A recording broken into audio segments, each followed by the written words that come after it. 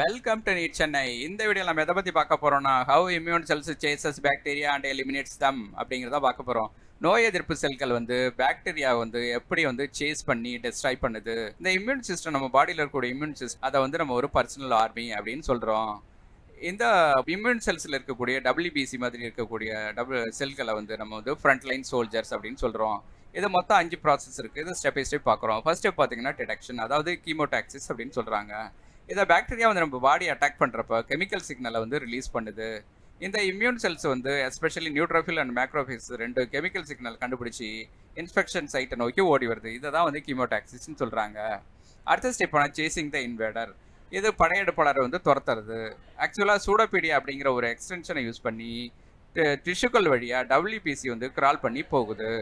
இது எப்படின்னா, நம்ம ஒரு டார்கெட்டை நோக்கி போகும்போது ஒரு குமிழ் மாதிரி இருக்கக்கூடிய ஒரு ஹண்டர்ஸ் அந்த மாதிரி தான் இது இருக்கும். இப்படி தான் வந்து சேசிங் த இன்வேடர் அப்படின்னு இந்த ப்ராசஸ் நடக்குது. அடுத்தது என்கல்ஃபிங் த பாக்டீரியா. இதை வந்து பாகோசைட்டோசிஸ் அப்படின்னு சொல்கிறாங்க. பாக்டீரியாக்களை எப்படி வந்து விழுங்கிறது அப்படிங்கிறதா இதில் வந்து பார்க்குறோம். இதில் என்ன நடக்குதுன்னு பார்த்தீங்கன்னா, once they reach the bacteria, அது வந்து பாகோசைட்டோசிஸ் அப்படிங்கிற ஒரு ப்ராசஸில் வந்து இதுங்கள் எல்லாத்தையும் விழுங்கிறது. பாக்டீரியாஸ் வந்து பாகோசோம்ஸ் அப்படிங்கிற ஒரு வெசிக்கிள்ஸ்குள்ளே நல்லா மாட்டிக்குது.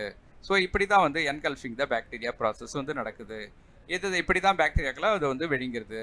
அடுத்த ஸ்டெப்பான டிஸ்ட்ரக்ஷன். இது எப்படி வந்து பாக்டீரியாக்கள் எப்படி வந்து அழியுதுன்னு பார்க்குறோம். இந்த பாகோசோம்ஸ் வந்து ஒரு லைசோசோமோட ஜாயின் பண்ணி பாகோலைசோசோமை வந்து உருவாக்குது. அங்கே enzymes and reactive oxygen species இந்த 2 சேர்ந்து பாக்டீரியாக்களை வந்து டைஜஸ்ட் பண்ணி கில் பண்ணோம். இப்படி தான் வந்து டிஸ்ட்ரக்ஷன் ப்ராசஸ் வந்து நடக்குது.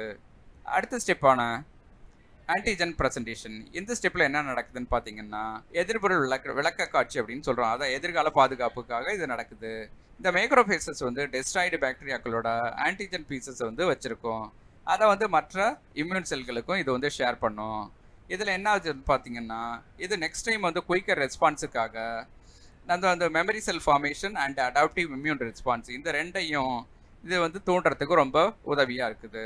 இப்படி தான் வந்து ஆன்டிஜன் ப்ரெசன்டேஷனில் நடக்கிறது. இப்படி தான் 5 ப்ராசஸ் நடக்குது. இதில் முக்கியமாக 5 ப்ராசஸ்லையும் இருக்கக்கூடிய கீ பிளேயர்ஸாக இருக்கக்கூடிய இம்யூன் செல்ஸ்லாம் பார்த்தீங்கன்னா, நியூட்ரோஃபில்ஸ், இந்த macrophages, dendritic cells, killer T cells இந்த 4 தான் இருக்குது கீ பிளேயர்ஸு. இந்த வீடியோ பிடிச்சிருந்துச்சா உங்கள் ஃப்ரெண்ட்ஸுக்கு ஷேர் பண்ணுங்கள். டவுட் இருந்தால் இந்த காண்டாக்ட் டீட்டெயிலில் எங்களை அப்ரோச் பண்ணுங்கள். Thank you, all the best.